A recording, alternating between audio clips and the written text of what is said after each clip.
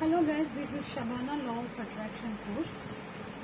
మన లైఫ్లో ఏదైనా పెద్ద ప్రాబ్లం వచ్చినప్పుడు నెక్స్ట్ వచ్చేది మన లైఫ్లో ఏదో పెద్దది మంచి జరుగుతుంది అనే అర్థం. ఎలా తెలుస్తుంది అంటే యూనివర్స్ మనకి సైన్స్ ఇస్తుంది, అంటే మనకి మంచి జరిగిపోయే ముందు ప్రాబ్లమ్ని ఇస్తుంది అనమాట. ఈ మధ్య నా లైఫ్లో జరిగింది, నా లైఫ్లో జరిగిన సిచ్యువేషన్ మీకు చెప్తాను. జరిగిన సిచ్యువేషన్ మీరు మీతో రిలేట్ చేసుకోండి. యాక్చువల్లీ ఫస్ట్ థింగ్ ఏం జరుగుతుందంటే ప్రతి ఒక్కరితో గొడవలు జరుగుతాయి. నాకు అలాగే జరిగింది.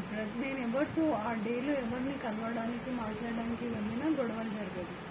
3-4 days అలాగే జరిగింది. ఐ వాజ్ లైక్ థింకింగ్ ఏం జరుగుతుంది, ఎందుకు ఇలా జరుగుతుంది అని. ఈ లోపే సెకండ్ పాయింట్ ఏమంటే అందరి మీద కంప్లైంట్స్, ఇరిటేషన్, కోపం చూపిస్తుంటాం అనమాట. అంటే కంప్లైంట్ చేస్తుంటాం. సో ఇది కూడా జరిగింది నాకు. థర్డ్ పాయింట్ ఏమంటే మన ఫ్రెండ్స్, ఫ్యామిలీ మెంబర్స్, రిలేటివ్స్ ఉంటారు కదా, వాళ్ళని బ్లాక్ చేయడం, వాళ్ళ నుంచి డిటాచ్ అయిపోతూ ఉంటాం అనమాట. లోపల నుంచే రాదు అసలు మాట్లాడాలి అనిపించి.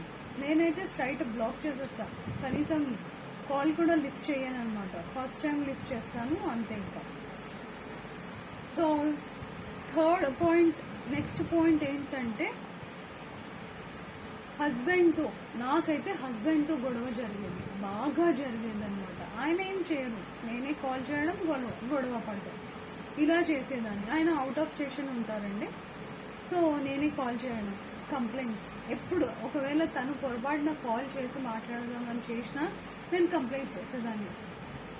నువ్వు ఇలా చేసావు, అలా చేసావు, అలా చేసావు, ఇలా చేసావు. అవతల మనిషికి ఎలా ఉంటుంది చెప్పండి, వాళ్ళు కూడా మనుషులే కదా. ఇరిటేట్ అయ్యి కాల్ కట్ చేసేవారు అనమాట.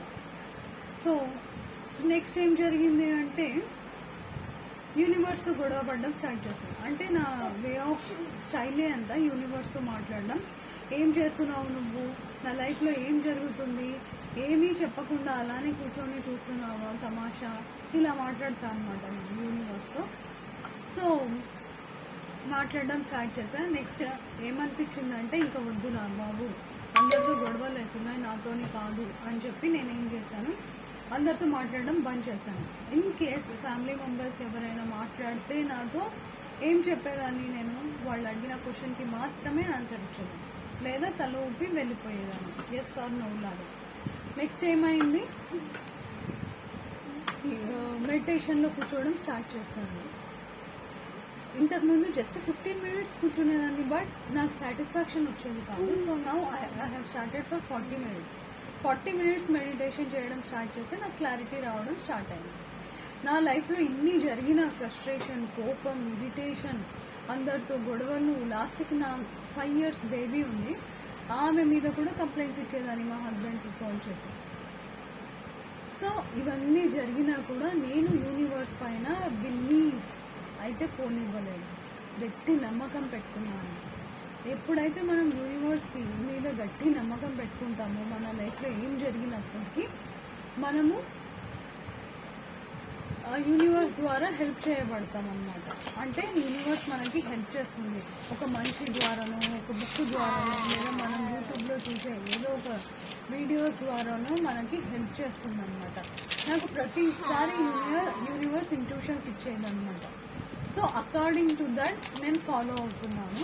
ఇంకొక విషయం ఏమైతే, నేను ఎప్పుడైతే మా హస్బెండ్ మీద నుంచి ఫోకస్ పెట్టడం మానేసి నా పైన నేను ఫోకస్ పెట్టడం స్టార్ట్ చేశాను, నా మైండ్ చాలా తేలిక అయిపోయింది, చాలా అంటే చాలా తేలిక అయిపోయింది. సో ఒక్కసారి ట్రై చేసి చూడండి మీరు కూడా. Thank you so much for watching this video.